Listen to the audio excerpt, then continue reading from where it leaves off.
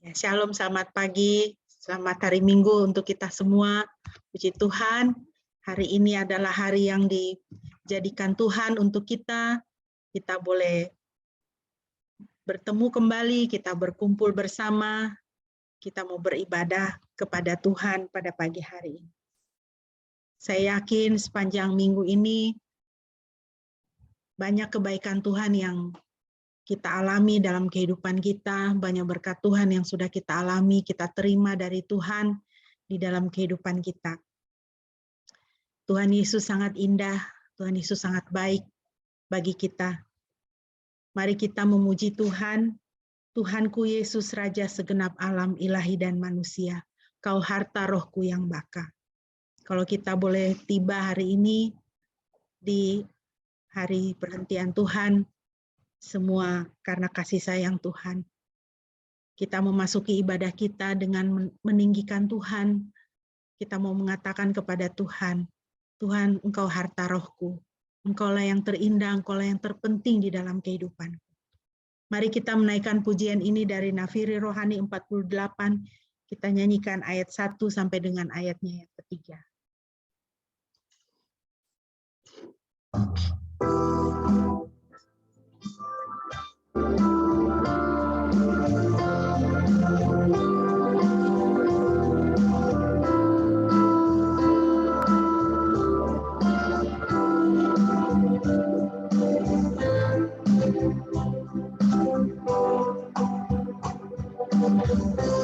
Tuhanku Yesus, Raja segenap alam, ilahi dan manusia.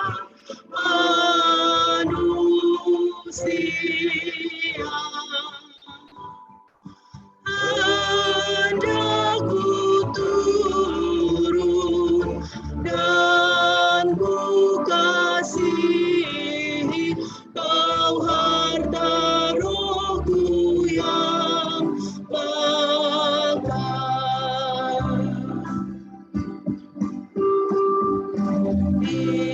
Indahlah bukit, indah sawah ladang, padamu yang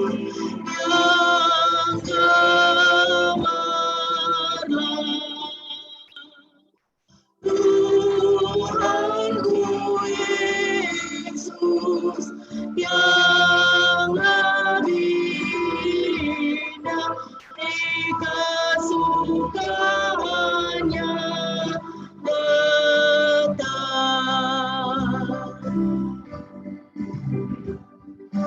Indah terang bulan, indah matahari, dan bintang-bintang yang cerah.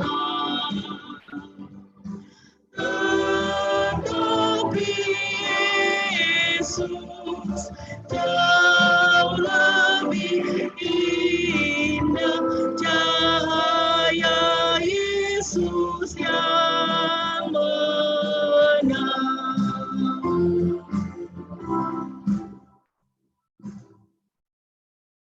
Bapak Ibu yang dikasihi Tuhan, mari kita menghabiskan ibadah kita pada pagi hari ini. Ibadah kita pada pagi hari ini hanya boleh jadi di dalam nama Tuhan Tritunggal yang Kudus, Bapa, Putra, dan Roh Kudus. Kasih karunia-Nya menyertai kita sekalian. Haleluya.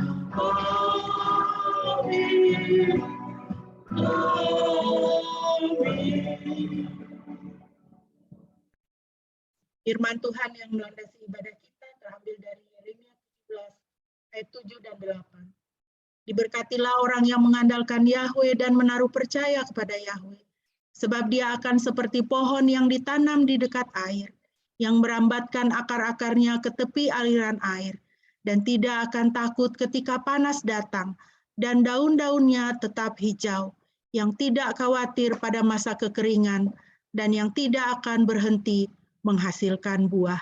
Demikianlah firman Tuhan.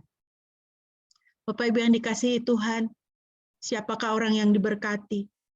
Berdasarkan firman Tuhan ini, orang yang diberkati adalah orang yang mengandalkan Tuhan, yang menaruh percayanya kepada Tuhan. Maka dia akan seperti pohon yang ditanam di dekat air, kokoh mendapatkan makanan senantiasa, tidak khawatir pada masa kesusahan, dan segala sesuatu yang dikerjakannya berhasil. Kita mengucap syukur bahwa Tuhan menjadi sandaran di dalam kehidupan kita. Dan biarlah kita senantiasa dekat kepada Tuhan, supaya kita boleh mengalami apa yang dikatakan oleh firman Tuhan di dalam Yeremia 17 ayat yang ke-8 ini. Mari kita terus memuji Tuhan yang baik kepada kita. Kita naikkan pujian dari Nafiri Rohani 208, kita nyanyikan ayat 1 dan ayat selanjutnya. Tuhan Yesus sahabatku, Dia segala-galanya.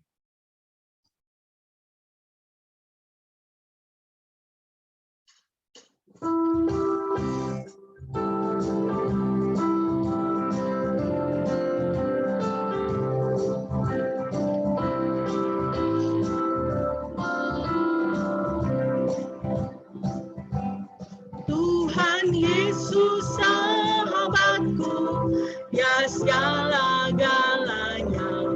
Hanya Dia yang terindah bagiku. Yesus bagai bunga bakung dari lembah indah. Hanya Dia dapat sucikan kalbu, menghibur dalam duka dan dalam derita, yang mengangkat semua beban hidupku. Yesus bagai bunga bakung dan bintang fajar terang. Hanya Dia yang terindah bagiku. Amin. Ayat yang kedua. Yesus yang menanggung segala dukaku, ku dikuatkan oleh kuasa-Nya. Ku tinggalkan semuanya dan mengikut Tuhan yang memberi sentosa dan perlindungan. Ketika ku digoda, dibuang dunia, bersama Yesus imanku dikuatkan. Yesus bagai bunga bakung dan bintang fajar terang. Hanya Dia yang terindah bagiku. Hanya Dia yang terindah. Hanya Dia yang terindah bagiku. Hanya Dia yang terindah. Hanya Dia yang terindah bagiku. Puji nama Tuhan. Mari kita memuji Tuhan dengan bermazmur bersama dari Mazmur pasal yang pertama, dan Shine akan memimpin kita dalam kita boleh bermazmur bagi Tuhan.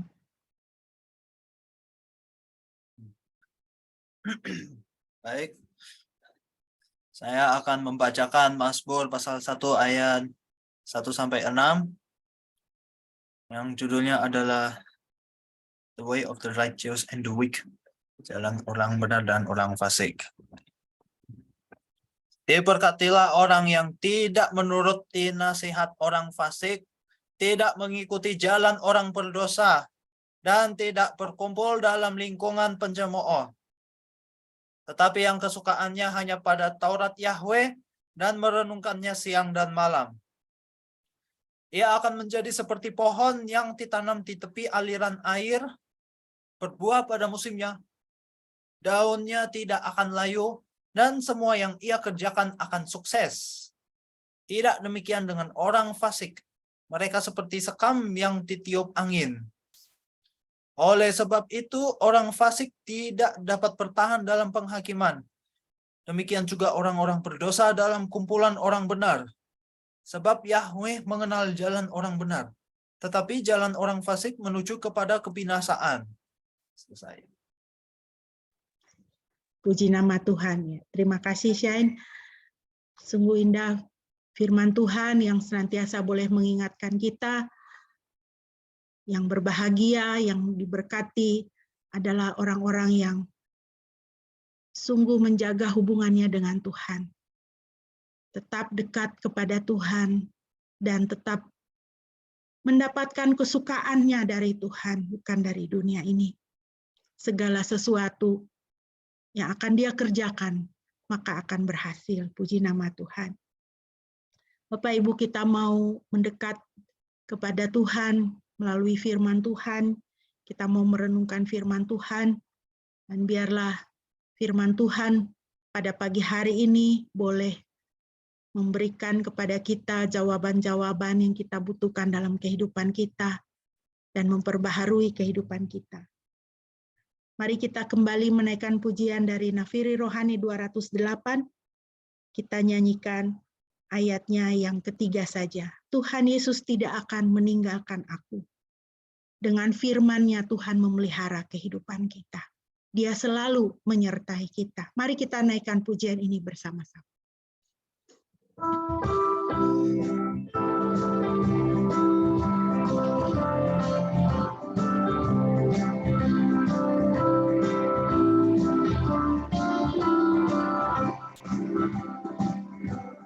Tuhan Yesus tidak akan meninggalkan aku. Ku lakukan kehendak Tuhan terus. Ia membuat benteng teguh melindungi aku. Maka jiwaku damai sejahtera. Bila ku melihat wajah-Nya yang mulia, ku akan bersuka cita bergema. Yesus bagai bunga bakung dan bintang fajar terang. Hanya Dia yang terindah bagiku, hanya Dia yang terindah. Hanya Dia yang terindah bagiku.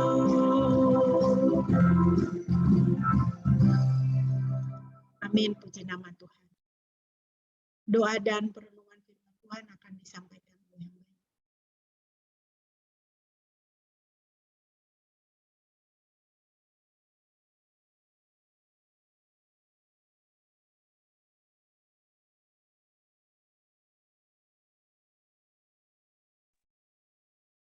Ya, shalom semua, selamat pagi.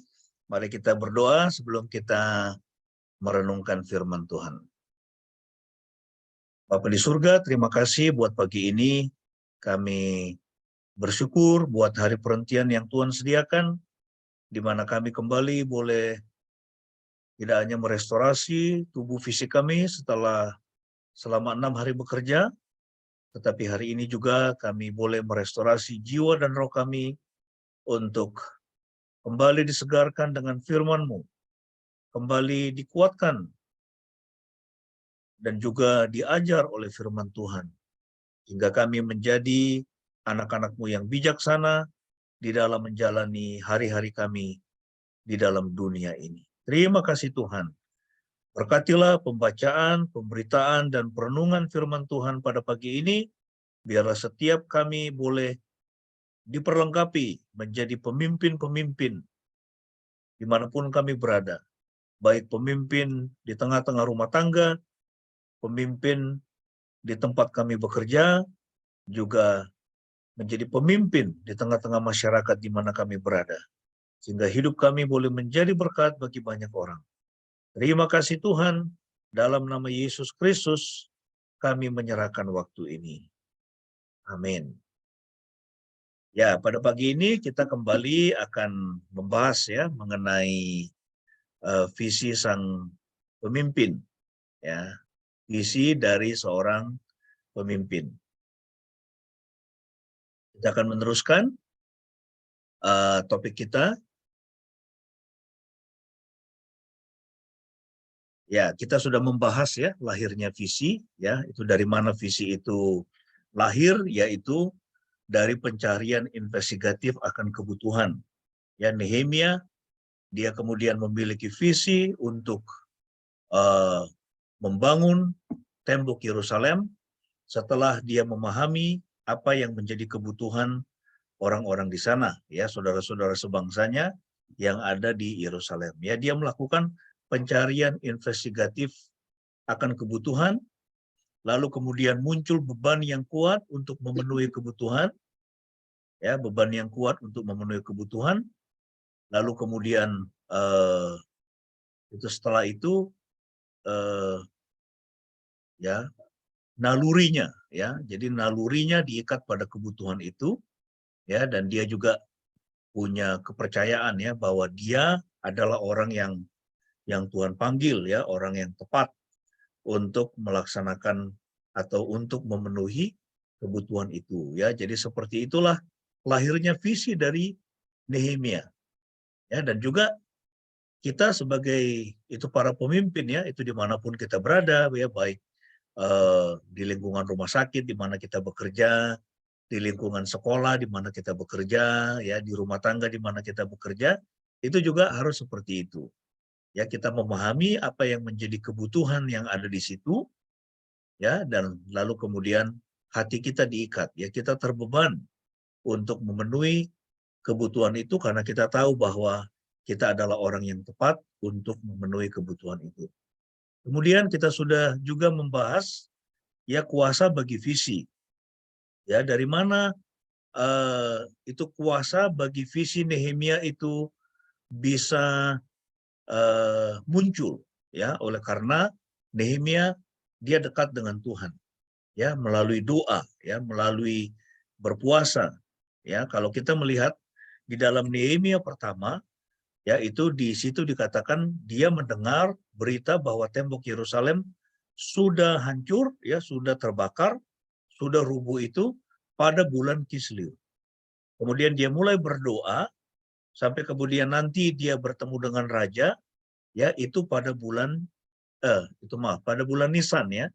Dari bulan Nisan dari bulan Kislev, lalu kemudian dia bertemu raja itu pada bulan Nisan. Ya, dan itu berapa lama? 4 sampai 5 bulan. Ya, jadi selama 4 sampai 5 bulan itu Nehemia dia berdoa. Dia berdoa. Ya, dia terus berhubung, ya, atau terhubung dengan Tuhan, ya, dan dia mendapatkan jawaban dari Tuhan. Ya, jadi kuasa bagi visi itu muncul melalui apa? Melalui kedekatan hubungan dengan Tuhan. Lalu kemudian apa yang dia lakukan? Ya, dia menyucikan dosa-dosa dirinya, ya, dan juga bangsanya. Ya, dia melakukan penyucian dosa dan juga dia melakukan penyucian motif. Ya, itu seorang pemimpin itu penting sekali untuk kita lihat apa motivasi dia memimpin. Ya, itu banyak orang pemimpin itu motivasinya adalah untuk apa? Supaya namanya terkenal. Ya, supaya dia menjadi kaya raya. Supaya dia mendapatkan keuntungan hanya baginya dan keluarganya. Ya, nah tetapi tidak bagi Nehemia. Ya, Tuhan memanggil dia, dia tahu bahwa Tuhan memanggil dia dan memilih dia itu adalah ya untuk memimpin pembangunan tembok Yerusalem.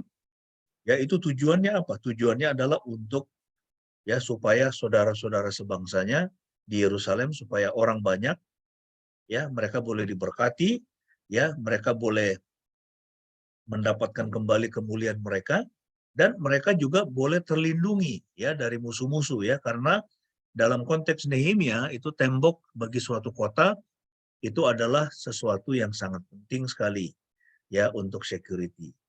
Ya, lalu kemudian ya itu kuasa bagi visi itu bisa didapat dari mana? Dari ya itu kepercayaan ya. Ya. Nehemia itu percaya bahwa Tuhan memberikan jaminan ya bahwa misi ini pasti akan berhasil. Ya, dia meyakini bahwa Tuhan adalah jawaban. Ya, seorang pemimpin harus selalu memandang kepada Tuhan dan dia harus meyakini bahwa Tuhan adalah jawaban atas seluruh persoalan kehidupan. Ya, nah jadi bukan ya Nehemia ini bukan tipe orang yang berdoa di telinga orang. Ya tidak, dia tidak cepat-cepat datang kepada raja lalu menceritakan masalahnya, tidak. Ya tapi dia berdoa, dia itu bertanya kepada Tuhan, dia membangun hubungan dengan Tuhan. Ya, kemudian dia juga punya keyakinan bahwa Tuhan adalah jawaban. Ya, Tuhan yang bisa menolong dia untuk memimpin bangsa Israel membangun tembok Yerusalem. Nah, hari ini kita akan membahas itu pemberlakuan dari visi. Ya, validity of the vision. Ya, bagaimana visi itu berlaku ya atau itu sejauh mana visi itu bisa dikatakan valid, ya absah.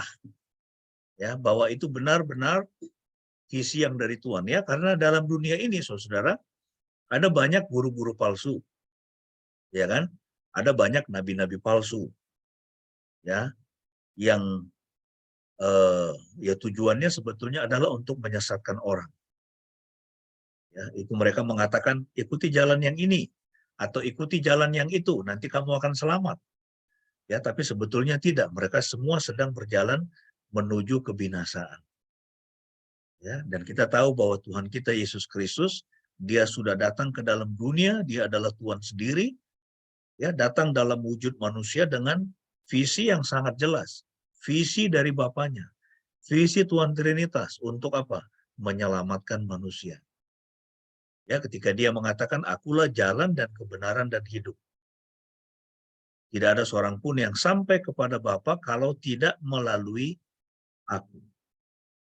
Ya, dan dialah satu-satunya jalan menuju keselamatan. Ya, itu visi yang sangat jelas yang dari itu Tuhan Yesus sendiri ya, itu mengapa dia datang ke dalam dunia. Nah, dalam konteks dari Nehemia itu, ya itu validitas visinya nanti kita akan melihat. Ya, itu bagaimana visinya itu bisa dikatakan sebagai visi yang valid, ya bukan hanya sekedar emosi. Ya, dalam dunia ini banyak orang yang digerakkan oleh emosi. Ya, dia coba melakukan ini, dia bosan, dia tinggalkan.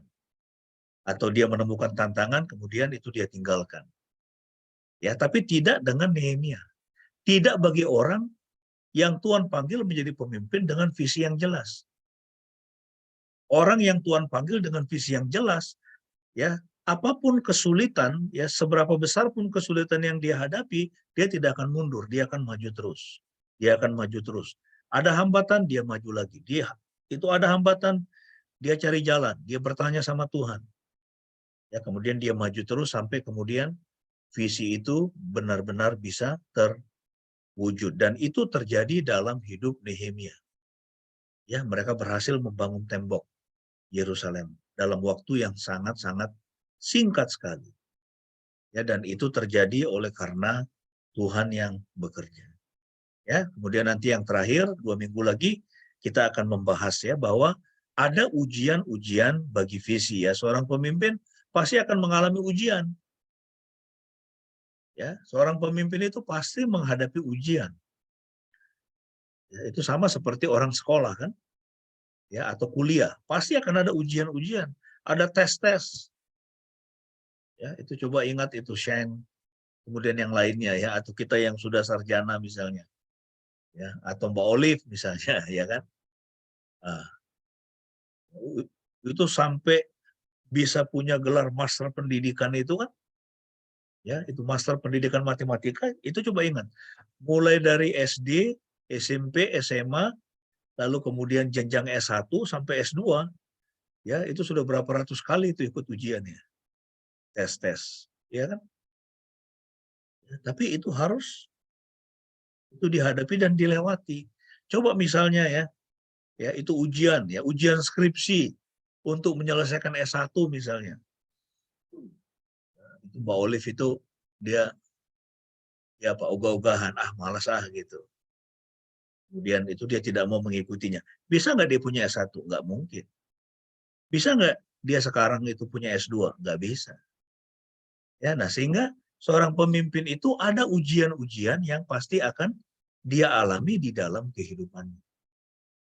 Ya, dan seorang pemimpin ya semakin dia tinggi, ya itu semakin dia menjadi pemimpin yang besar, itu memperlihatkan bahwa dia sudah menghadapi ujian-ujian yang semakin berat, ya, dan lebih berat daripada orang-orang itu kebanyakan. Ya. Nah, ini yang 2 minggu lalu ya, sekarang kita akan membahas hari ini yaitu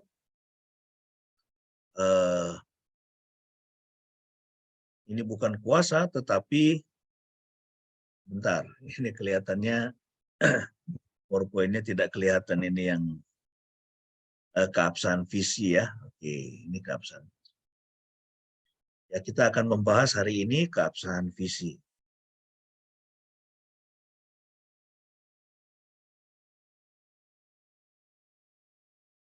Ya, baik. Kita akan membahas topik mengenai keabsahan ya atau validitas dari visi. Ya, bagaimana kita tahu bahwa seorang pemimpin itu memiliki visi yang valid, ya visi yang absah. Ya, bukan hanya karena emosi, ya tetapi sungguh-sungguh itu berasal dari Tuhan, ya, dan kemudian ketika menghadapi ujian dia bisa berhasil, ya melewatinya. Nah, kita akan melihat di sini. Ini ada kutipan yang bagus ya dari Konrad Adenauer. Ya. Dia mengatakan begini, kita hidup di kolong langit yang sama, namun kita tidak memiliki horizon yang sama. Ya, ini kan semua manusia ada berapa sekarang? Sekitar 7 miliar ya.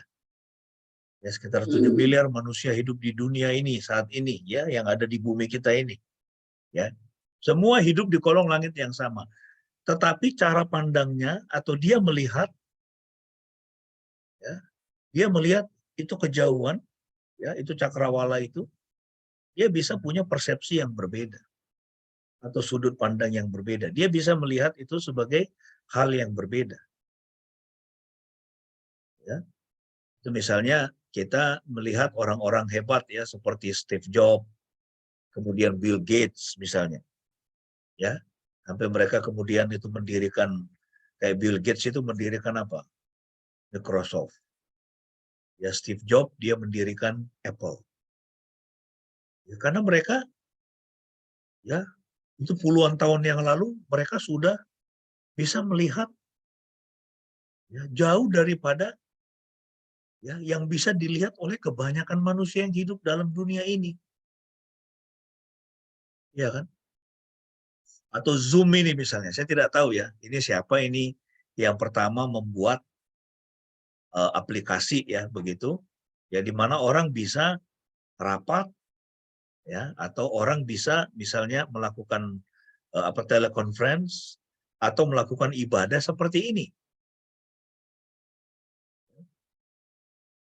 Tahun ya saya yakin ya sampai tahun 2000 misalnya, itu belum ada kan? Kita aja baru pegang handphone itu tahun berapa ya? Ya, sekitar tahun 2000-an saya kira. Ya, kita baru pegang handphone. Ya, itu baru pegang handphone.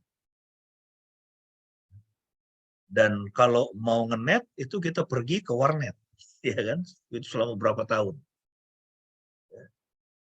Belum pernah terpikirkan itu ya, itu orang bisa beribadah seperti ini ya. Ini coba sekarang, ini yang hadir dalam ibadah ini dari mana aja? Ada dari Jakarta, ada dari Jogja, ya kan? Ada dari Somlaki yang ya itu berapa ribu kilo ya, itu Mbak Olive itu tinggal dari sini. Ada dari Wonosari, ada dari Perawang, ya kan? Itu bisa mungkin oleh karena apa? Ya, ada orang yang punya cara pandang yang berbeda. Dia melihat hal yang berbeda. Ini jauh ke depan. Ya. Dia memikirkan itu gimana ya orang misalnya tidak perlu harus selalu ya misalnya kalau meeting-meeting ya misalnya ya, itu meeting di Bali misalnya. Jadi semua orang harus terbang ke Bali lalu bertemu selama beberapa hari di Bali. Coba bayangkan cost-nya itu luar biasa kan. Untuk sesuatu yang sebetulnya bisa dikerjakan dari rumah masing-masing misalnya. Ya. Saya bekerja ya. Saya menjadi staf dari satu lembaga di Switzerland. Ya. Dan saya cuma bekerja di rumah. Saya bisa bekerja waktu saya sedang mengawasi tukang misalnya. Saya bekerja. Ya, itu kenapa? Oleh karena ada orang-orang yang punya cara pandang yang berbeda untuk melihat bagaimana pekerjaan itu bisa dilakukan. Ya kan? Nah, itu luar biasa ya. Jadi kita hidup di kolong langit yang sama, namun kita tidak memiliki horizon yang sama. Nah, kita tidak tahu ya. Ya, ini pakar-pakar apa? Ini IT ya. Ini sedang merancangkan apa lagi begitu, ya. Ini apa lagi yang besar yang tidak pernah kita pikirkan yang akan muncul ya, katakanlah misalnya 5 tahun atau 10 tahun lagi misalnya. Ini siapa tahu sudah ada yang bisa memindahkan manusia hanya dalam sekejap, ya kan? Dari Jogja misalnya itu mau ke Jakarta, ya itu seperti film apa? Itu Star Trek itu. Kita nggak tahu. Ya, nah tapi itulah ya yang dikatakan oleh Konrad Adenauer, ya meskipun semua manusia itu hidup di kolong langit yang sama, tetapi cara mereka ya itu memandang itu berbeda. Ya. Mereka tidak memiliki horizon yang sama. Dan orang-orang yang spesial, orang-orang yang khusus, pemimpin-pemimpin yang hebat itu adalah orang yang memang dia bisa memandang jauh ke depan, berbeda dengan kebanyakan orang lain. Nah, bagaimana dengan kita?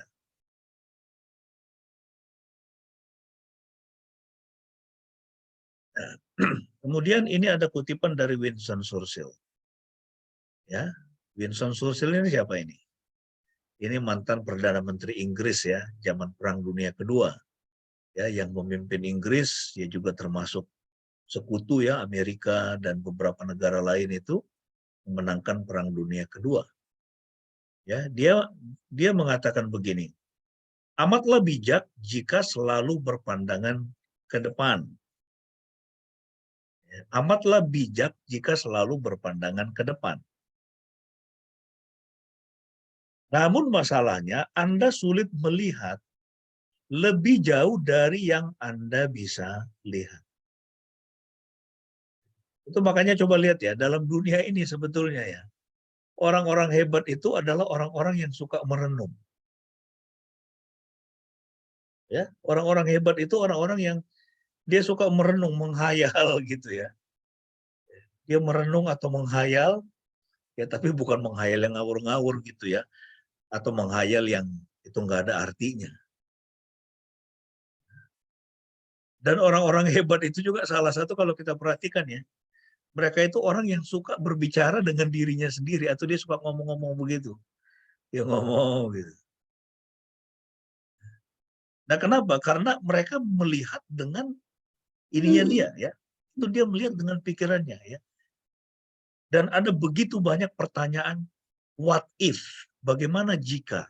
Bagaimana jika begini? Bagaimana jika begitu? Bagaimana kalau aku melakukan ini? Bagaimana kalau aku melakukan itu? Ya. Jadi orang-orang hebat itu adalah seorang pemimpi. Dia memandang dengan pemikiran. Ya ini, ya. Amatlah bijak jika selalu berpandangan ke depan. Itu artinya kalau orang itu cuma hanya melihat itu masa lalu atau dia hanya melihat hari ini, ya, nah itu bahaya itu ya.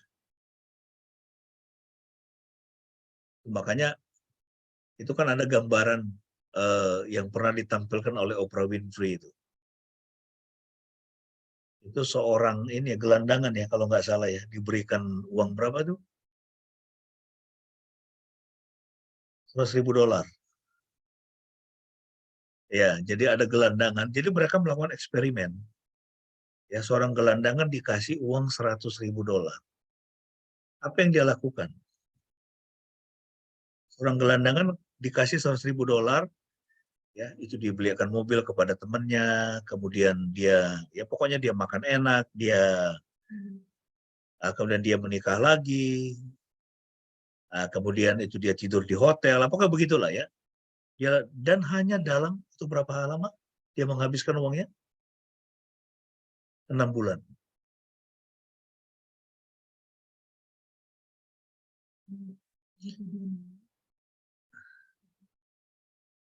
Oke, coba kamu cerita.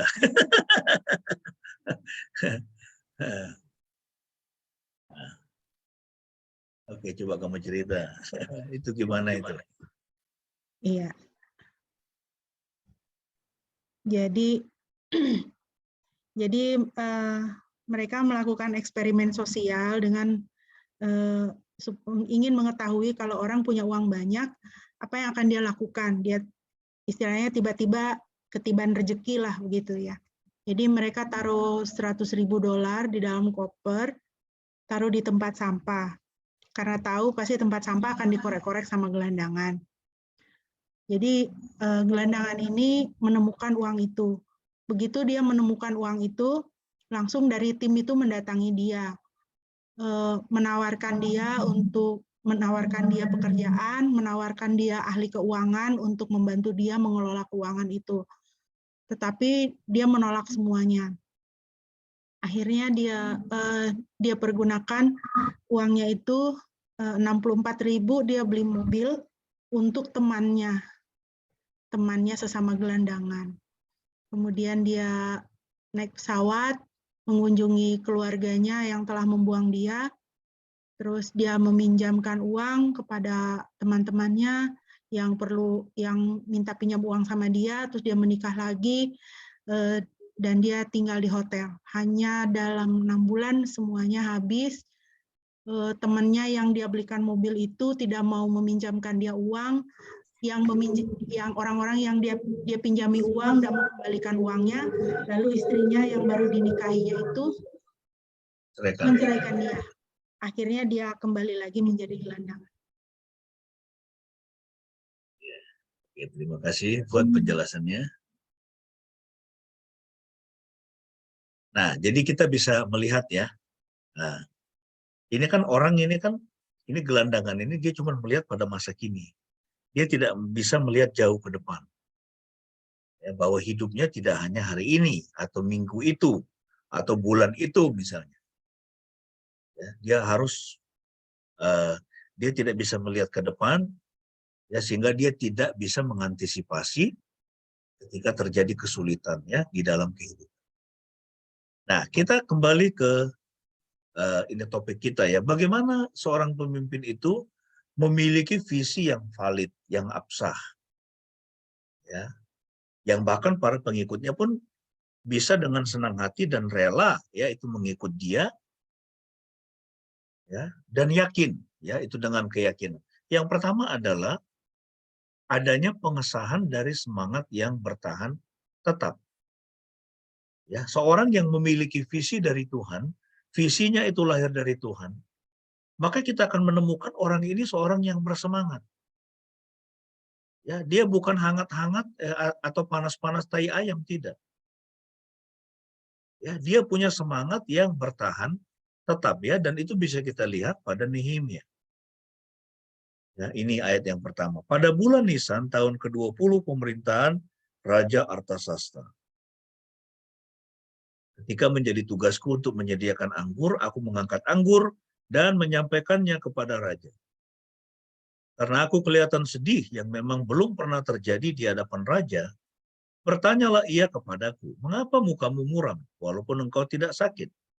Engkau tentu sedih hati. Lalu aku menjadi sangat takut. Ya, jadi dia mendengar berita dari orang-orang yang datang ya dari Yerusalem itu bahwa tembok Yerusalem sudah runtuh, ya sudah terbakar, sudah hancur. Itu pada bulan Kislew. Kita bisa lihat di Nehemia pasal yang pertama.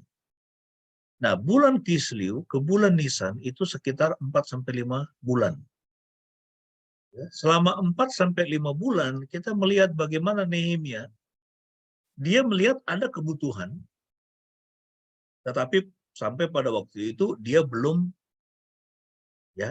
bisa meninggalkan pekerjaannya. Wah, ini dia bisa mungkin dibunuh atau ya dia bisa dibunuh oleh raja kalau dia ini, atau ya dia mungkin diekskomunikasi atau bagaimana. Nah, jadi selama 4-5 bulan kita lihat bahwa hati Nehemia, beban dia terhadap kebutuhan itu tetap ada. Jadi ada semangat yang bertahan tetap di dalam diri Nehemia untuk memenuhi kebutuhan itu. Ya, sehingga kemudian nanti kita lihat bagaimana dia menceritakan ya apa yang dialami saudara sebangsanya ya kepada raja. Ini kutipan dari Andy Stanley. Visi selalu dicapai dengan emosi yang kuat. Visi selalu dicapai dengan emosi yang kuat. Semakin jelas visi seseorang, maka semakin kuat pula emosinya. Ya, visi tidak datang dengan instruksi. Ya, jadi visi itu tidak datang dengan ngasih-ngasih petunjuk. Kamu lakukan ini ya, kamu lakukan itu ya. Keinginan yang kuat, ya. Instruksi, tidak ya. Ini saya misalnya, saya punya visi untuk ya Gunung Kidul, jemaat-jemaat di Gunung Kidul. Bahkan bukan hanya untuk gereja, tetapi untuk masyarakat secara umum. Ya, bukan hanya buat orang Kristen. Ya, mereka perlu merevitalisasi lahan-lahan pertaniannya yang tanahnya tipis, gersang, dan 80-90% rusak karena penggunaan pupuk kandang. Makanya kemarin saya antar pupuk itu ke rumahnya Sikim.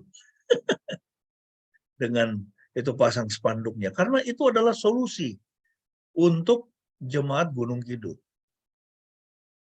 Ya, jadi lahan-lahan pertanian itu perlu kembali direvitalisasi. Caranya bagaimana? Ya, dengan menaburkan serintil kambing, tapi yang sudah difermentasi, jadi siap pakai. Ya, kalau belum difermentasi ya itu masih butuh waktu lagi ya, bisa setahun lagi mungkin itu baru dia pecah dan kemudian ya itu bisa menyuburkan itu tanah. Tapi kalau udah difermentasi, dia udah siap.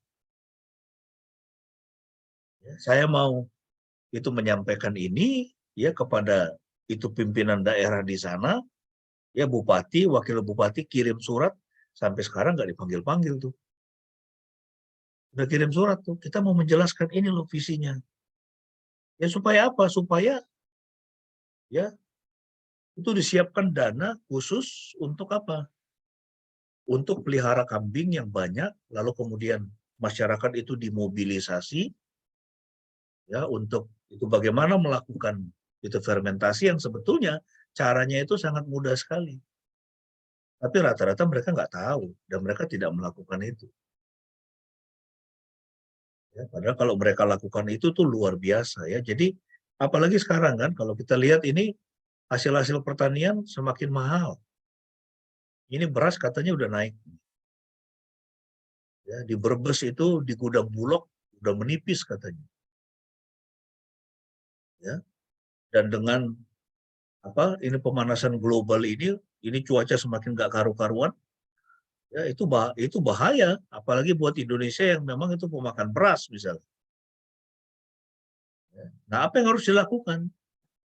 Ya, lahan-lahan itu harus direvitalisasi. Harus dibikin bagus. Ya, karena manusia itu butuh makan. Ya kan? Orang punya duit banyak, nggak bisa makan ya sama, tidak bisa mendapatkan makanan, tidak bisa membeli makanan, nggak ada gunanya duit. Ya, nah, jadi itu ya, visi selalu dicapai dengan emosi yang kuat. Ya, dan orang yang semakin jelas visinya itu, ya maka emosi yang terlibat juga akan itu semakin kuat. Ya, itu semakin kuat emosi. Ya, jadi bukan karena kita suruh-suruh orang, kita cuma kasih tahu orang lakukan ini, lakukan itu banyak orang tidak melakukannya. Ya, itu mitra-mitra kami juga saya sudah ingatkan mereka melakukan fermentasi, itu banyak juga yang tidak melakukannya. Sampai hari ini sudah 2 tahun. Saya bilang, ini caranya loh, gampang banget. Tapi tidak dilakukan. Ya, itu kenapa? Karena belum nemplok itu visinya.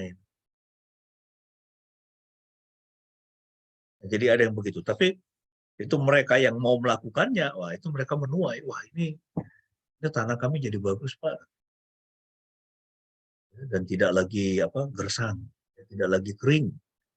Ya, itu musim kemarau tidak lagi kering kerontang. Itu tidak seperti tanah liat ya di musim hujan. Nah, jadi ini yang disampaikan oleh Andy Stanley. Para pemimpin bisnis yang baik menciptakan sebuah visi, mampu menjelaskan visi, memiliki visi secara kuat dan mencapainya dengan tanpa menyerah. Ya. Ini Jack Welch, dia bicara soal pemimpin bisnis. Ya, seorang pemimpin bisnis yang baik.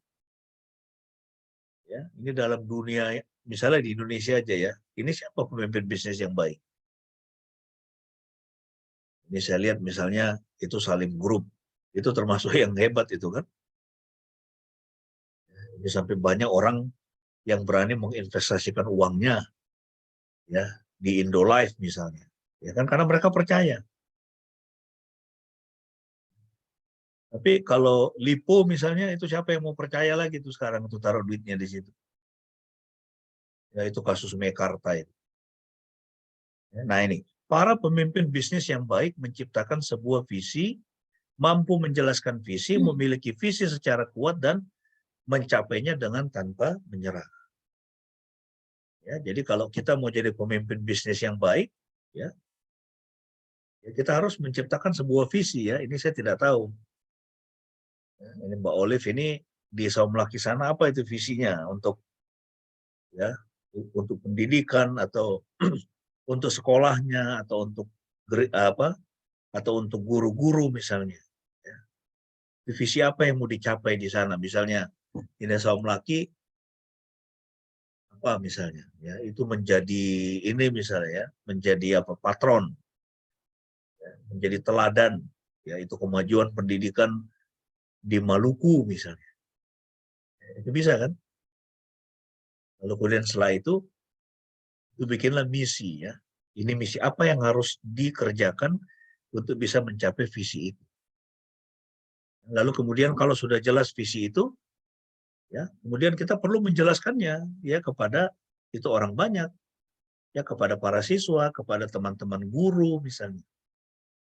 Sehingga visi itu bukan hanya visi dari Mbak Olive, tapi ya itu menjadi visi bersama yang mau dicapai dengan tanpa menyerah. Ya, itu salah satu contoh ya di bagaimana kita bisa mengembangkan. Nah, itu tadi yang pertama. Jadi Nehemia dia punya semangat yang terus ya selama 4 sampai 5 bulan. Ya, dia terus tidak pernah dingin. Ya, hatinya terus terbakar ketika memikirkan penduduk Yerusalem, ketika memikirkan runtuhnya ya tembok Yerusalem. Ya selama 4 sampai 5 bulan itu, makanya ketika raja bertemu dengannya, raja melihat apa? Bukannya yang sedih. Ya, itu kenapa? Karena dia masih ingat itu.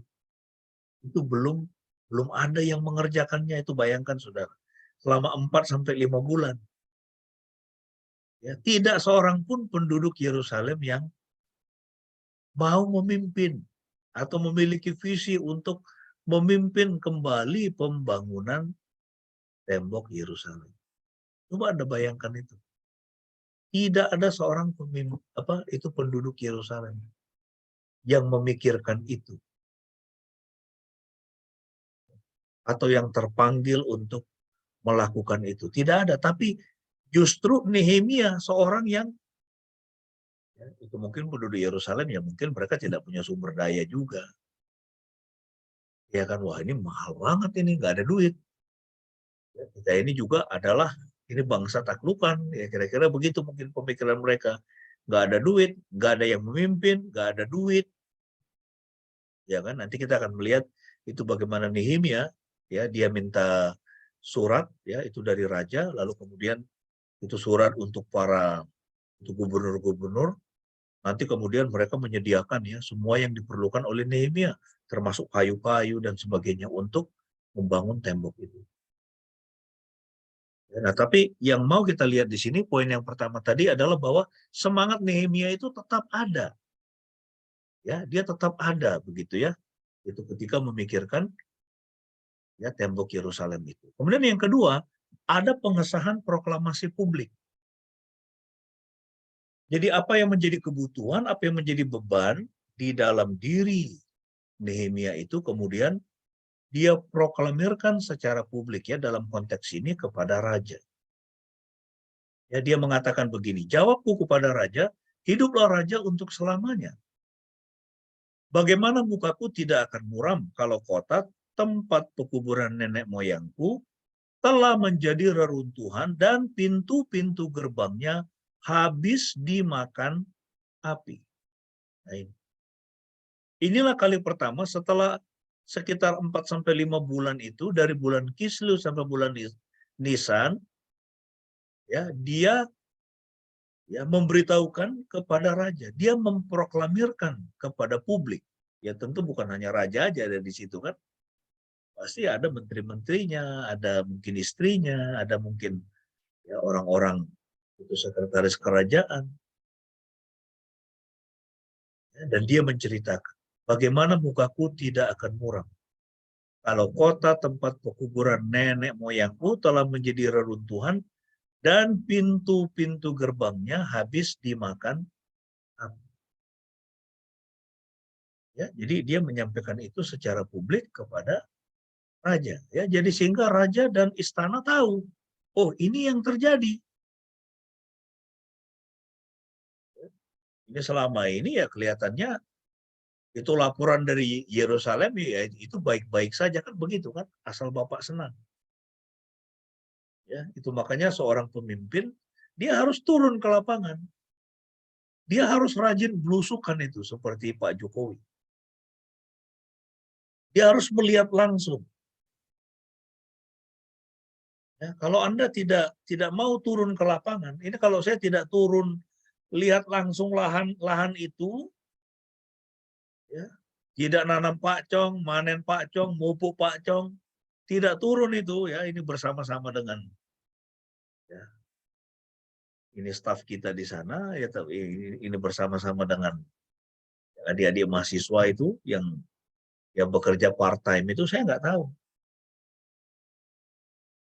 Saya turun, saya lihat. Oh, lalu kemudian kita lakukan eksperimen, sampai kemudian kita menemukan, oh cara yang terbaik itu seperti ini. Ya, nah jadi itu harus biasakan itu turun ke lapangan. Ya. Ini anak-anak kita harus kita ajari. Ya. Bawalah mereka ke pasar, lihat bagaimana orang berbelanja. Wajah mereka juga pergi melihat daerah-daerah kumuh. Ya kan? Ini bagaimana hidup yang susah, hidup yang sulit. Anak kita itu jangan hanya dibawa ke mall atau melihat yang bagus-bagus. Mereka harus diajar untuk melihat ya itu orang yang ya misalnya kalau di pasar Beringharjo itu kan udah tua-tua, nenek-nenek begitu kan, udah bungkuk-bungkuk bawa apa itu karung, bawa beban. Nah, sehingga mereka bisa tahu. Nah, kita lihat di sini bagaimana Nehemia dia melakukan proklamasi publik ya terhadap kebutuhan dari penduduk Yerusalem. Ini kutipan dari yang lain ya, ketika memikirkan harapan, mimpi-mimpi dan keberhasilan. Kita selalu ekspresif secara emosional. Ya, kita bersandar di kursi kita, lengan kita bergerak, mata kita menyala, suara kita bersenandung dengan emosi, dan senyum kita pun kelihatan. Ya, kita menjadi antusias, artikulatif, optimistik, dan bergairah. Pendeknya, kita tengah terinspirasi. Itu jadi orang terinspirasi itu begitu. Ya, waktu dia memikirkan harapan, mimpi-mimpi, ya juga keberhasilan. Ya, ketika dia sedang terinspirasi, maka ada emosi yang terlibat di situ. Ya, itu bagaimana kita bisa berbicara, itu bagaimana orang itu berbicara, ya itu bagaimana sorot matanya, kemudian suaranya, ya, kemudian ya itu gerak-gerik bibirnya dan sebagainya. Kita bisa lihat ini orang ini sedang terinspirasi atau tidak. Yang dia sampaikan itu sesuatu yang bisa dicapai atau tidak ya, karena banyak juga orang yang bohong kan. Lalu kemudian menipu orang lain, ya kan? Itu biasa kalau tukang tipu juga begitu memang. Ya, ini makanya banyak orang yang tertipu itu kan. Kasus Mekarta, kasus apa lagi itu? Operasi Indosuria. Ya 23.000 orang loh. Nah, tetapi itu mereka nipunya bagaimana? Itu mereka nipunya karena ini orang-orang 23.000 ini korban dari Indosuria ini, ya mereka ingin kaya dengan cepat. Ya kan? Itu memang gampang sekali itu nipu orang seperti itu. Bagaimana caranya untuk bisa kaya raya secara cepat? Ya, dalam kenyataannya itu nggak bisa. Orang itu kaya raya secara cepat. Orang harus kerja keras, orang harus apa namanya? Ya, itu banyak berpikir, merenung, lalu kemudian bekerja keras. Nah, tapi itulah manusia kan. Itu makanya gampang sekali tertipu ya. Kita di sini jangan ini sampai ada yang tertipu ya, mendapatkan untung dengan mudah. Para pemimpin memelihara sebuah visi dan pada saat yang tepat mengatakannya, sehingga orang lain dapat berlomba menuju sasaran. Ya. Waktu saya menjelaskan visi saya kepada para pemimpin gereja di Gunung Kidul misalnya, ayo mari kita sama-sama. Ya, ini pelihara kambing, memfermentasinya, kemudian kita mulai merevitalisasi lahan pertanian kita ini. Ini saya sedang membawa mereka untuk menuju kepada sasaran. Ayo kita jadikan Gunung Kidul yang terkenal gersang menjadi lahan apa namanya? Menjadi lumbung pakan. Bisa nggak? Bisa. Nah, itu bisa. Kalau tanahnya sehat, itu tanahnya subur, itu bisa nggak? Pasti bisa. Itulah sebabnya kemudian itu saya katakan kepada mereka. Ya, hewan terbaik yang Tuhan ciptakan di dunia ini, ya itu semua hewan itu penting ya. Entah itu singa, gajah, ya kan, anjing, ya kan, itu semua itu hewan-hewan yang bagus gitu kan. Tapi kalau menurut saya, hewan terbaik yang Tuhan ciptakan itu adalah kambing domba. Makanya dia tidak pernah meminta orang Israel mengorbankan apa? Gajah atau misalnya singa, apalagi anjing misalnya ya. Enggak. Dia minta mereka korbankan kambing domba sebagai persembahan baginya. Kenapa? Inilah hewan terbaik yang dia ciptakan. Ya, karena manurnya itu ya itu kotorannya itu dia maksudkan untuk apa? Menyuburkan bumi ini. Menyuburkan tanah ini. Ya itu mestinya itu harganya mahal banget itu. Ya, ini di sini apa di komplek ini Bu Arni jual 25. Ini minggu kemarin kamu jual berapa? Ada berapa?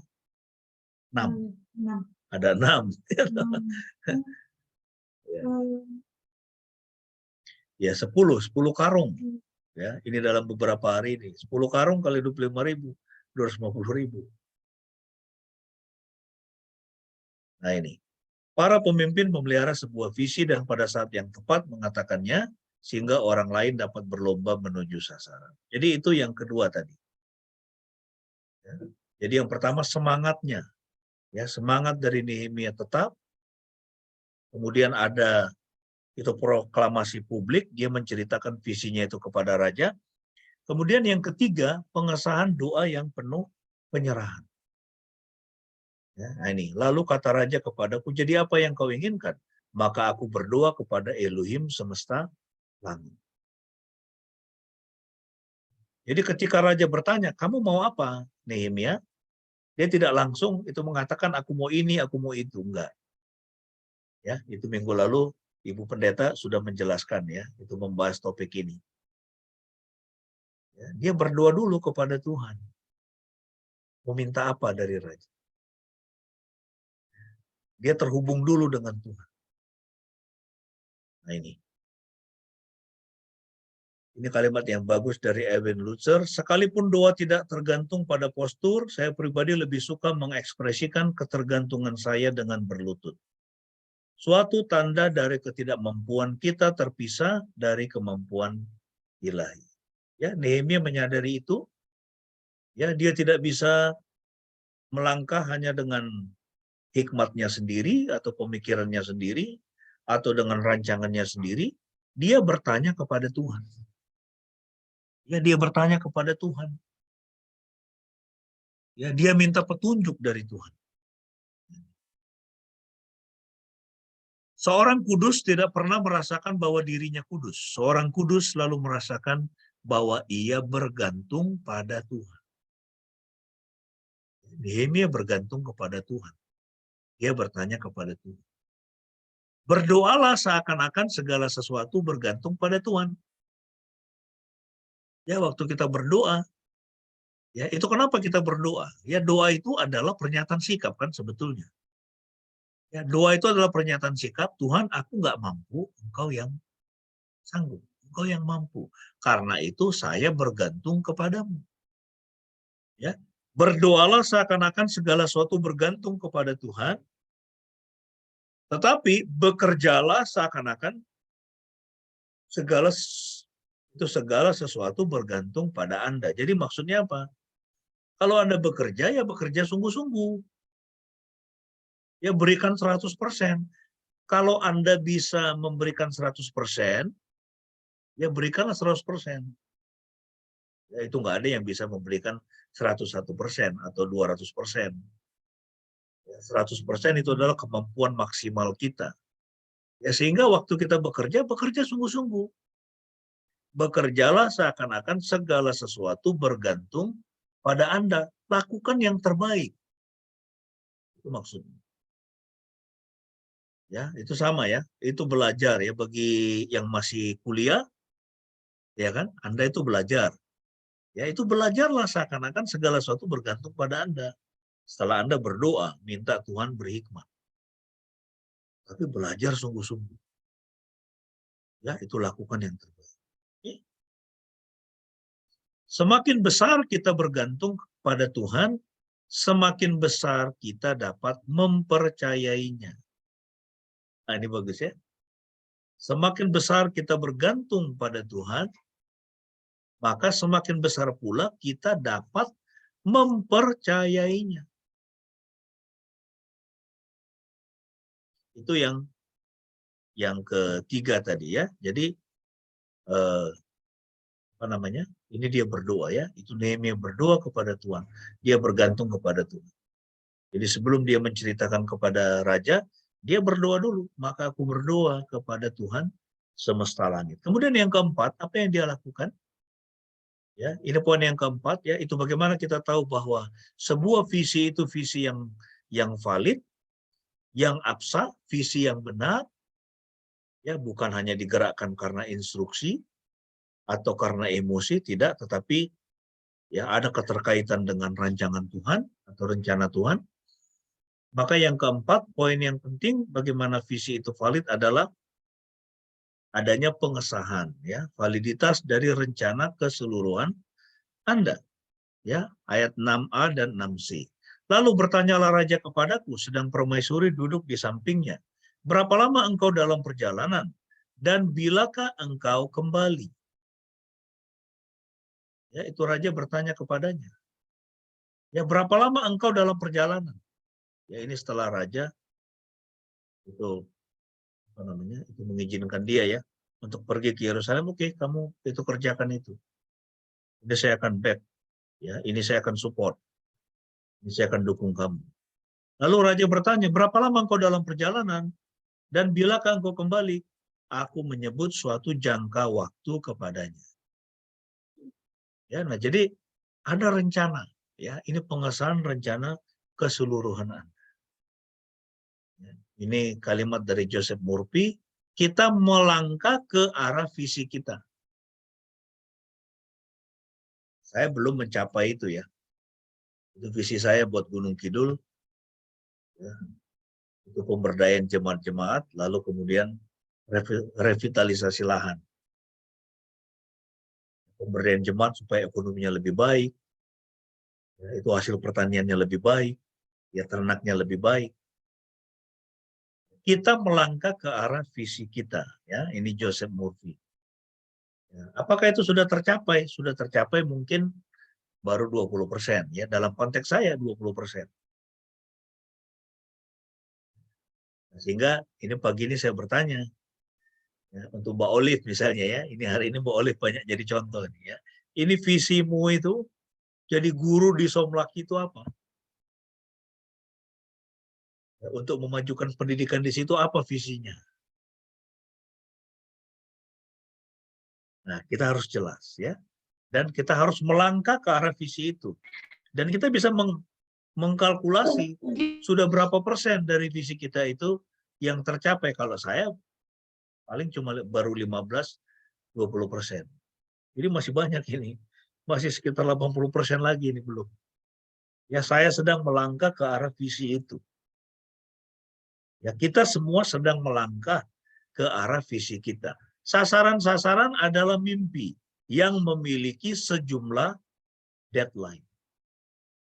Ya kan, kita ini kan tidak hidup selamanya kan dalam dunia ini, betul enggak? Saya sekarang sudah 53. 53 ya? 54. Oh ya, bulan ini saya 54. Wah, udah 54. Saya tidak tahu Tuhan masih akan memberikan saya hidup, ya, itu berapa tahun lagi, ya, sampai umur berapa. Ya, nah, tapi ada deadline, kan kita nggak hidup selamanya. Nah, ketika kita meninggalkan dunia ini, dan Tuhan mengatakan that's enough, apa yang sudah kita capai? Dari visi itu, apakah sudah 100%? Atau berapa persen, ya, dari visi itu yang sudah tercapai? Ya, sasaran-sasaran adalah mimpi yang memiliki sejumlah deadline. Ya, jadi kita mesti ingat, ya.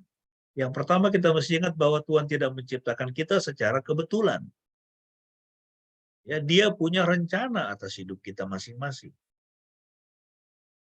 Ya. Nah, kita harus menemukan apa sih rencananya Dia atas hidup saya.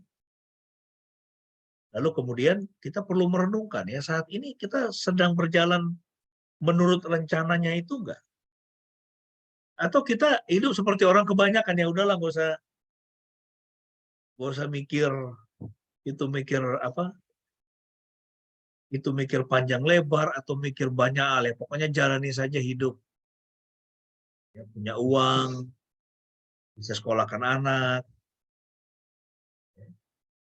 Nah, tapi kalau kita mau jadi pemimpin, maka kita harus punya visi. Ya, kita harus punya sasaran. Ya, kita harus punya mimpi. Kita punya mimpi apa untuk anak-anak kita? Kita punya mimpi apa untuk pelayanan kita? Kita punya mimpi apa atas pekerjaan kita? Dan ingat bahwa itu ada deadline-nya. Ya, itu ada batasannya karena kita tidak hidup sampai selama-lamanya. Pasti ada cara yang lebih baik untuk segala sesuatu. Jadi temukanlah. Ya, ini Thomas Edison ya. Ini penemu apa ini? Thomas Edison listrik ya. Kalau nggak salah listrik ya. Itu nanti itu coba lihat di Google itu. Ini seorang penemu ya. Dan ini seorang penemu itu dia itu pasti rajin apa? Itu bereksperimen, mencoba, gitu. Mencoba sampai kemudian berhasil. Ya, pasti ada cara yang lebih baik untuk segala sesuatu, jadi temukanlah. Ya, ini saya menemukan ya. Itu banyak petani peternak itu di wilayah Gunung Kidul itu apa? Mereka caranya ya begitu-begitu aja terus. Caranya begitu terus, cara nanam pakannya begitu-begitu terus, tidak ada perubahan, musim kemarau mengalami kesulitan. Kemarau sedikit saja, baru 2 minggu atau sebulan saja udah setengah mati cari pakan buat itu ternak. Akhirnya dijual murah. Ya. Nah, jadi coba kita pikir ya, bagaimana kita bisa mendapatkan hasil yang berbeda dengan melakukan cara yang sama terus-menerus. Tidak bisa. Ya kan? Kita tidak bisa ya mendapatkan hasil yang berbeda, yang lebih baik ketika kita melakukan cara yang sama secara terus-menerus. Kita harus menemukan cara yang lebih baik.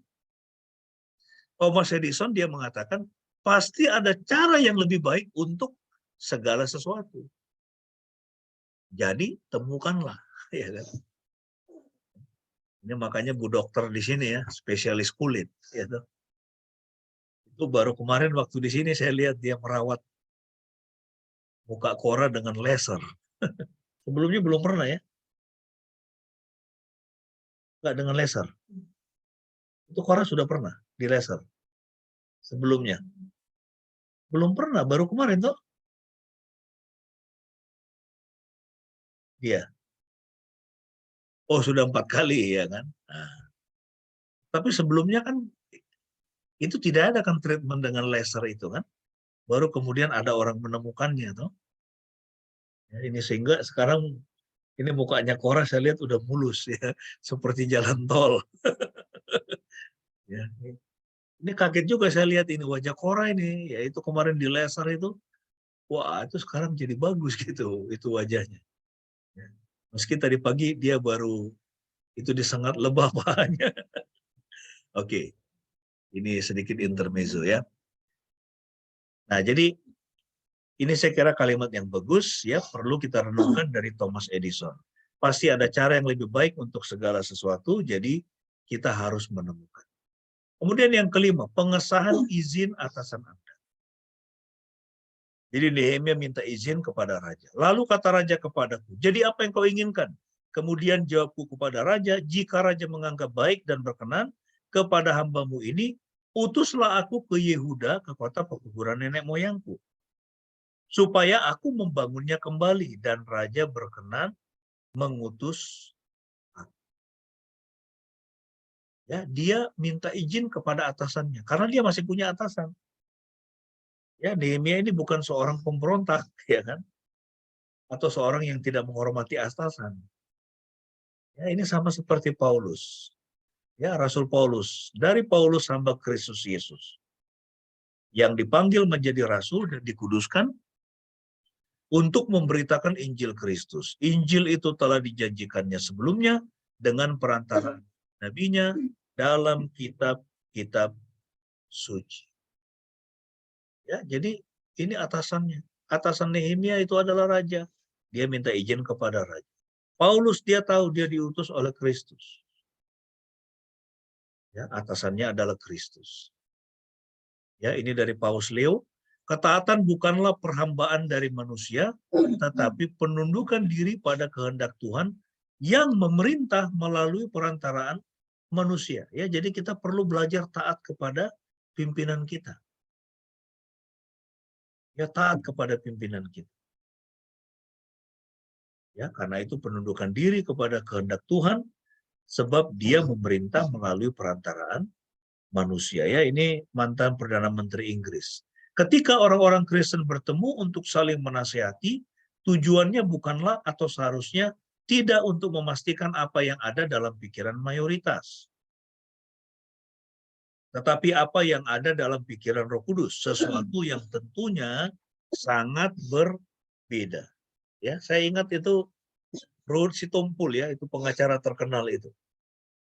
Ya, dia suka mengutip kalimat ini ya, atau itu mengucapkan kalimat ini ya di TV ya, ketika dia diwawancarai atau dia sedang ada dialog begitu. Dia bilang apa? Dia bilang kehendak masyarakat adalah kehendak Tuhan. That is stupid. Itu tidak benar. Itu bukan kalimat yang benar. Ya, dan itu tidak alkitabiah kalimat seperti itu. Kehendak masyarakat adalah kehendak Tuhan. Belum tentu. Ya, ini justru ini Margaret Thatcher ini lebih rohani ini. Ini alkitabiah ini kalimatnya dia ini.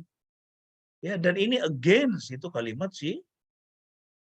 Itu Ruhut Sitompul. Ya, dia mengatakan apa? Ini saya ulang sekali lagi membacanya.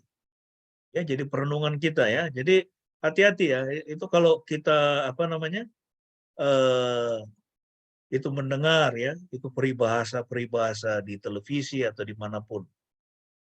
Kita mesti memikirkan apakah statement itu benar. Ya, tadi saya sudah mengatakan statement Ruhut itu salah. Ini statement yang benar. Ya, dari Margaret Thatcher. Dia mengatakan, ketika orang-orang Kristen bertemu untuk saling menasihati, tujuannya bukanlah atau seharusnya tidak untuk memastikan apa yang ada dalam pikiran mayoritas. Ya, kehendak masyarakat belum tentu kehendak Tuhan. Makanya dia mengatakan, tetapi apa yang ada dalam pikiran Roh Kudus, apa yang ada dalam pikiran Tuhan, apa yang benar menurut Alkitab. Ya, sesuatu yang tentunya sangat berbeda. Ya, jadi walaupun kita punya atasan ya kita harus tunduk kepadanya, ya, tetapi kita juga perlu melihat ya, ini atasan kita ini tunduk kepada Tuhan nggak? Itu yang kelima. Yang keenam, ya dua lagi ya, pengesahan dari kemurnian motif. Jadi seorang yang visioner itu, kita bisa menguji dia dari motifnya. Apa sih motivasinya dia? Ya, ini dari Yakobus 3:13-18. Siapakah di antara kamu yang bijak dan berbudi? Baiklah ia dengan cara hidup yang baik, menyatakan perbuatannya oleh hikmat yang lahir dari kelemah lembutan. Jika kamu menaruh perasaan iri hati dan kamu mementingkan diri sendiri, janganlah kamu memegahkan diri dan janganlah berdusta melawan kebenaran. Ya, seorang pemimpin, dia punya visi, apa motif dari visinya itu. Ya, kalau itu karena untuk iri hati, karena kepentingan diri sendiri, itu berarti visi bukan dari Tuhan. Ya, Yakobus dia menulis, itu bukanlah hikmat yang datang dari atas, tetapi dari dunia, dari nafsu manusia, dari setan-setan. Sebab di mana ada iri hati dan mementingkan diri sendiri, di situ ada kekacauan dan segala macam perbuatan jahat. Tetapi hikmat yang dari atas adalah pertama-tama murni. Selanjutnya, pendamai, peramah, penurut, penuh belas kasihan, dan buah-buah yang baik, tidak memihak dan tidak munafik. Dan buah yang terdiri dari kebenaran ditaburkan dalam damai untuk mereka yang mengadakan damai. Ya, jadi kita bisa belajar ya, untuk kita bisa tahu apakah visi kita ini dari Tuhan atau tidak, atau visi orang yang kita ikuti itu berasal dari Tuhan atau tidak. Kita harus melihat ya motif dia, apakah motifnya murni. Murni untuk memuliakan Tuhan. Murni untuk memberkati banyak orang, memberkati masyarakat. Murni untuk ini mengangkat orang-orang yang dia pimpin ke jenjang kehidupan yang lebih baik.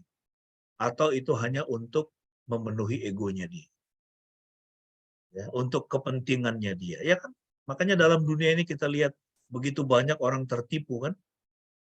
Ya, itu yang apa first travel, ingat nggak itu? Ya, investasi first travel untuk naik haji itu kan? Ya, berapa banyak orang tertipu? Ya itulah MLM, ya itu kita harus hati-hati lah dengan itu.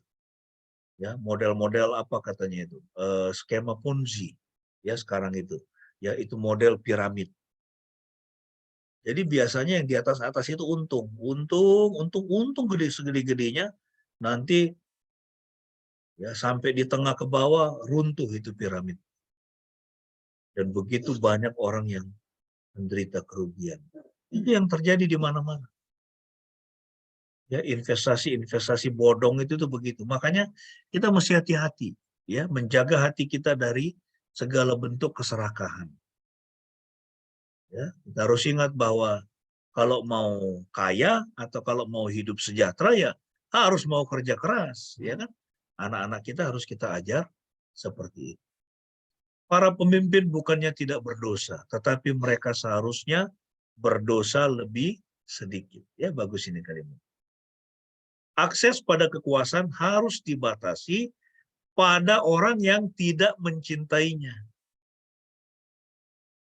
Ya, akses pada kekuasaan itu dibatasi.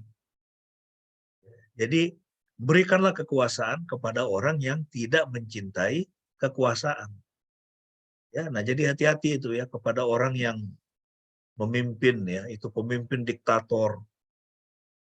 Ya, makanya kan ada undang-undang kan, ini presiden kita hanya boleh 2 periode. Kalau dulu itu zaman Soekarno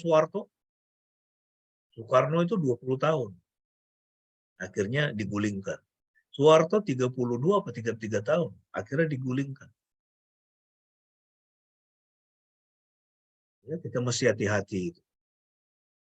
Ya, akses pada kekuasaan harus dibatasi pada orang yang tidak mencintai. Yang terakhir, yang ketujuh, pengesahan dari damai sejahtera hati Anda. Ya, jadi bagaimana visi itu kita tahu itu berasal dari Tuhan. Visi yang apa? Itu yang valid ya, yang absah, ya, yang benar. Maka ada damai sejahtera. Ya, kita memiliki damai sejahtera dan orang-orang yang kita pimpin pun mereka mengalami damai sejahtera, menjalaninya bersama di dalam damai sejahtera. Mereka melintasi tanah Frigia dan tanah Galatia karena Roh Kudus mencegah mereka untuk memberitakan Injil di Asia. Dan setibanya di Misia, mereka mencoba masuk ke daerah Bitinia. Tetapi Roh Yesus tidak mengizinkan mereka. Setelah melintasi Misia, mereka sampai di Troas. Pada malam harinya tampaklah oleh Paulus suatu penglihatan. Ada seorang Makedonia berdiri di situ dan berseru kepadanya. Katanya, menyeberanglah kemari dan tolonglah kami. Setelah Paulus melihat penglihatan itu, segeralah kami mencari kesempatan untuk berangkat ke Makedonia. Karena dari penglihatan itu kami menarik kesimpulan bahwa Tuhan telah memanggil kami untuk memberitakan Injil kepada orang-orang di sana. Ya, ini gambaran dari Rasul Paulus. Ya, dan beberapa murid Yesus yang lain, mereka mau memberitakan Injil ke satu wilayah, tetapi Roh Yesus tidak mengizinkan mereka. Ya, itu bagaimana mereka bisa merasakannya? Tidak ada damai sejahtera. Lalu kemudian ada penampakan. Ya, nah, jadi kita harus selalu itu bertanya kepada Tuhan, apakah yang saya lakukan ini berasal dari Tuhan? Apakah ini memuliakan Tuhan? Kalau itu berasal dari Tuhan, itu memuliakan Tuhan, menjadi berkat bagi banyak orang, pasti akan mendatangkan damai sejahtera. Tapi kalau itu bukan dari Tuhan, dan itu justru merugikan banyak orang, ya, maka tidak ada damai sejahtera. Jadi kita perlu bertanya, kita perlu merenungkan, apakah yang kita lakukan setiap saat, apakah visi itu berasal dari Tuhan atau tidak. Ya, tidak pernah ada damai sejahtera bagi mereka yang menolak Tuhan. Damai sejahtera bukanlah tidak adanya konflik, tetapi kemampuan untuk tetap tenang di tengah konflik. Ya, konflik itu pasti ada, ya, dalam kehidupan pasti ada. Tetapi apakah kita bisa tenang menghadapinya dan tetap mengalami damai sejahtera karena kita tahu ini adalah pekerjaan. Ya. Para visioner memulai pada saat yang berbeda. Ini sebagai kesimpulan terakhir. Para visioner memulai pada saat yang berbeda. Mereka memikirkan masa depan sejauh yang diizinkan oleh pikiran mereka. Kemudian mengerjakannya pada masa kini. Ya toh? Mengerjakannya pada masa kini, tapi sudah ada visinya. Sehingga visi masa depan mereka menjadi sebuah jalan bagi pengembangan yang mungkin. Ya, jadi apa yang kita kerjakan hari ini, ya karena ini kan karena kita punya visi, ya toh. Kalau Anda misalnya tidak pernah punya visi begini ya, misalnya, Anda tidak pernah punya visi ya. Ini visi untuk anak-anak kita misalnya, ya supaya mereka bisa lulus minimal S1 ya atau minimal S2. Kalau Anda tidak pernah memikirkan itu, Anda tidak akan pernah menabung untuk mereka. Ya, itu mempersiapkan dana buat mereka. Jadi ini pertanyaannya, apa visi kita? Apa visi masa depan? Ya. Nah, untuk mencapai visi masa depan, kita harus apa? Kita harus mengerjakannya. Mulai mengerjakannya. Ya, setahap demi setahap. Ya, pelan-pelan, setahap demi setahap. Ya, ini pada masa kini kita kerjakan. Sehingga apa? Visi masa depan itu menjadi sebuah jalan bagi pengembangan yang mungkin. Ya, nanti akan terus berkembang. Ya kan? Itu sama seperti orang yang menabung ya. Ada nggak orang itu menabung tuh, misalnya dia punya target ya, misalnya 10 tahun lagi saya harus bisa menabung misalnya 500 juta misalnya. Padahal gajinya cuma 5 juta atau 4 juta misalnya. Nah, untuk itu apa? Dia perlu ini kan, itu mengatur strategi dan dia melakukannya secara bertahap. Sampai kemudian itu menjadi pengembangan yang mungkin. Kiranya firman ini menjadi berkat ya bagi kita semua.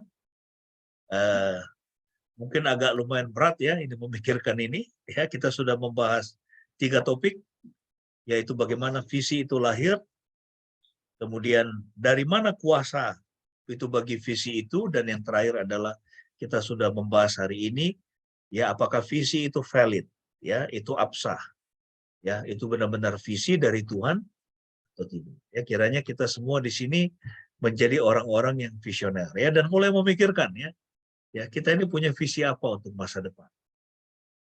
Apa visi kita untuk masa depan? Ya, dan kita mulai mengerjakannya masa kini. Ya kiranya kita semua diberkati ya dan menjadi para pemimpin yang hebat ya dimanapun kita berada. Amin. Ya, kita akan berdoa menaikkan doa syafaat kita. Apakah ada yang ingin didoakan? Ada pokok doa yang khusus yang mau didoakan? Silakan kalau ada. Baik, kalau tidak ada, mari kita bersatu dalam doa. Ya Tuhan, terima kasih buat firman-Mu, kami boleh belajar dari Nehemia. Bahwa visinya valid, visinya sungguh berasal dari Engkau. Oleh karena dia tidak pernah berubah. Semangatnya tetap tidak pernah berubah. Dan sampai kemudian nanti dia menyelesaikan visi itu. Mengerjakannya dengan sempurna. Kami boleh melihat Tuhan. Dan kami boleh belajar pada pagi ini. Terima kasih buat firman-Mu. Dan Tuhan, kami berdoa biarlah setiap kami. Saya mau berdoa supaya setiap kami menjadi para pemimpin yang visioner dimanapun kami berada. Apakah itu sebagai ibu rumah tangga, sebagai karyawan, sebagai guru, sebagai dokter, sebagai apapun, sebagai hamba Tuhan, sebagai pelajar. Jadikan kami orang-orang yang visioner, yang mengerjakan apa yang Tuhan perintahkan untuk kami kerjakan.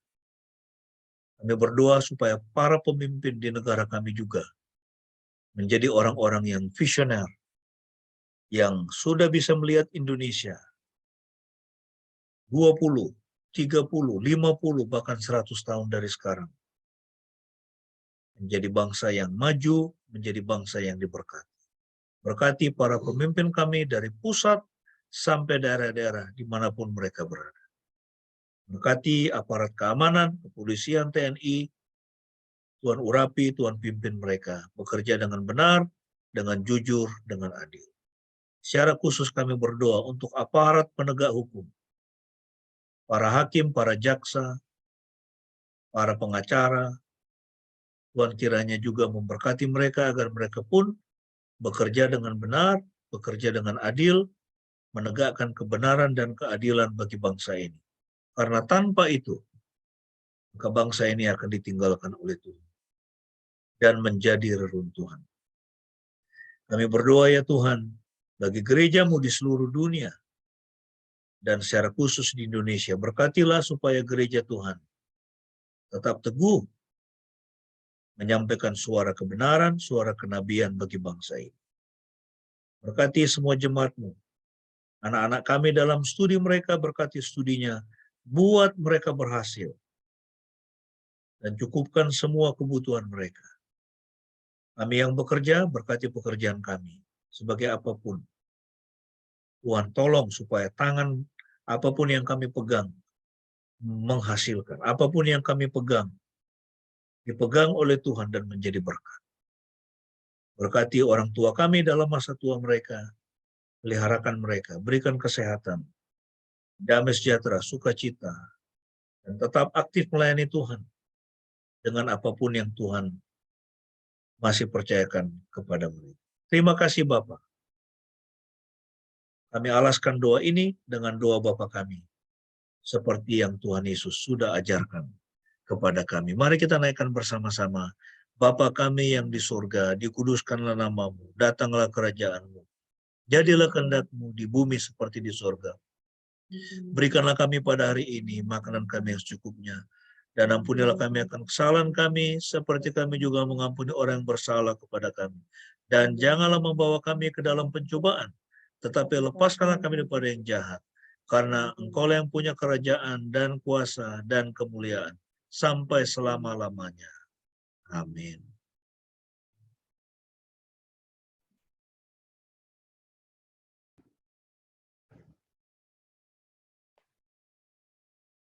Bapak Ibu yang dikasihi Tuhan, mari kita bersama-sama mengucapkan pengakuan iman kita di hadapan Tuhan dan sesama kita. Aku percaya kepada Yahweh Bapa yang Maha Kuasa, Khalik langit dan bumi, dan kepada Yesus Kristus, anaknya yang tunggal Tuhan kita, yang dikandung dari Roh Kudus, lahir dari anak darah Maria, yang menderita sengsara di bawah pemerintahan Pontius Pilatus, disalibkan, mati dan dikuburkan, turun ke dalam kerajaan maut. Pada hari yang ketiga bangkit pula dari antara orang mati, naik ke surga, duduk di sebelah kanan Yahweh, Bapa yang Maha Kuasa, dan akan datang dari sana untuk menghakimi orang yang hidup dan yang mati. Aku percaya kepada Roh Kudus, gereja yang kudus dan am, persekutuan orang kudus, pengampunan dosa, kebangkitan orang mati, dan hidup yang kekal. Amin. Bapak Ibu, kita akan mengakhiri ibadah kita pada pagi hari ini. Sebelum kita akan menerima berkat Tuhan, mari kita kembali menaikkan pujian, kekuatan di hidupku kudapat dalam Yesus. Mari kita akan memasuki minggu yang baru di hadapan kita dengan peran dan tanggung jawab yang Tuhan percayakan kepada kita, tugas-tugas yang Tuhan percayakan kepada kita untuk kita lakukan. Mari kita bersandar kepada Tuhan untuk mendapatkan kekuatan kita dan penyertaan Tuhan yang menghiburkan dan menolong kita. Amin.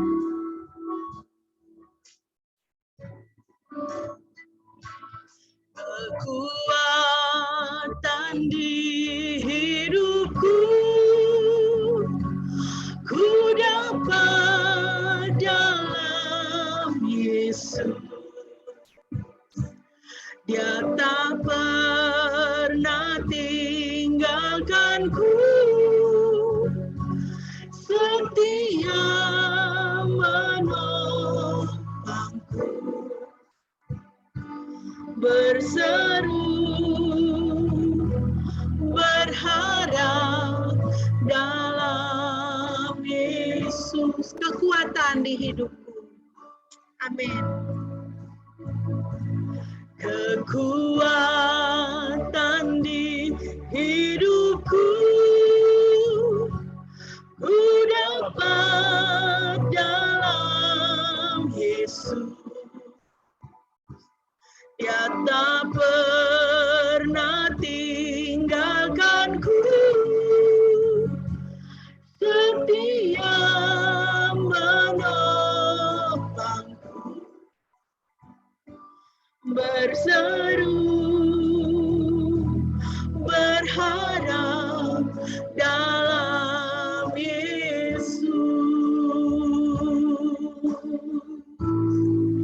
Ajaib Kau Tuhan, penuh kuasa, sanggup pulihkan keadaanku. Dalam tangan-Mu seluruh hidupku tak akan goyah selamanya. Ajaib Kau Tuhan, penuh kuasa, sanggup pulihkan keadaanku. Dalam tangan-Mu seluruh hidupku tak akan goyah selamanya. Dalam tangan-Mu seluruh hidupku tak akan goyah selamanya.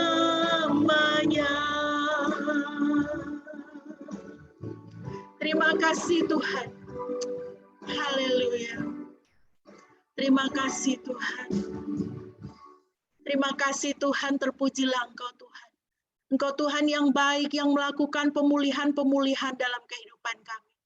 Engkau Tuhan yang baik, yang melakukan pemeliharaan di dalam kehidupan kami. Tuhan, ada tembok-tembok yang runtuh di dalam kehidupan kami Tuhan. Ada beban-beban yang Tuhan berikan kepada kami. Ada visi-visi yang Tuhan berikan kepada kami. Ada Tuhan membukakan mata kami untuk melihat bahwa ada tembok yang harus dibangun, ada hidup yang harus dipulihkan. Bapa, kami menyerahkan diri kami sepenuhnya ke dalam tangan-Mu. Biarlah Engkaulah yang berperkara Tuhan. Kuatkan kami Tuhan, berikanlah kami kekuatan-Mu Tuhan. Berikanlah kepada kami penyertaan-Mu Tuhan, supaya kami bekerja, supaya kami melakukan pemulihan, supaya kami melakukan pembangunan di dalam kehidupan kami, di sekitar lingkungan kami Tuhan. Supaya nama Tuhan dipermuliakan, supaya berkat Tuhan boleh dicurahkan. Terima kasih Bapa. Kami sungguh mengucap syukur Tuhan untuk janji-Mu, untuk firman-Mu, dan untuk semua peneguhan-Mu Tuhan di dalam kehidupan kami. Jemaat yang dikasihi Tuhan, marilah kita memasuki kehidupan kita dengan penyertaan dan kekuatan dari Tuhan. Arahkanlah hatimu kepada Tuhan dan terimalah berkat-Nya. Dan Elohim damai sejahtera, Dia sendiri kiranya menguduskan kamu sepenuhnya, dan segenap roh dan jiwa dan tubuhmu terpelihara tanpa celah pada saat kedatangan Tuhan kita Yesus Kristus. Dia yang memanggil kamu adalah setia. Dia juga yang akan melaksanakannya. Anugerah Tuhan kita Yesus Kristus beserta kamu. Amin.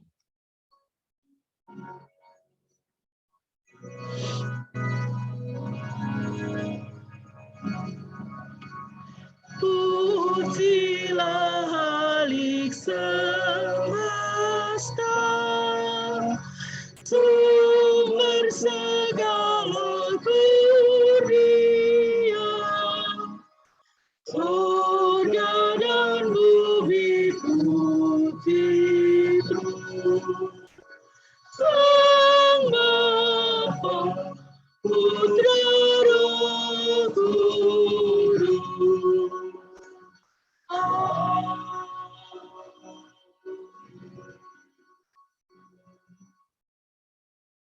Mari kita bersaat teduh.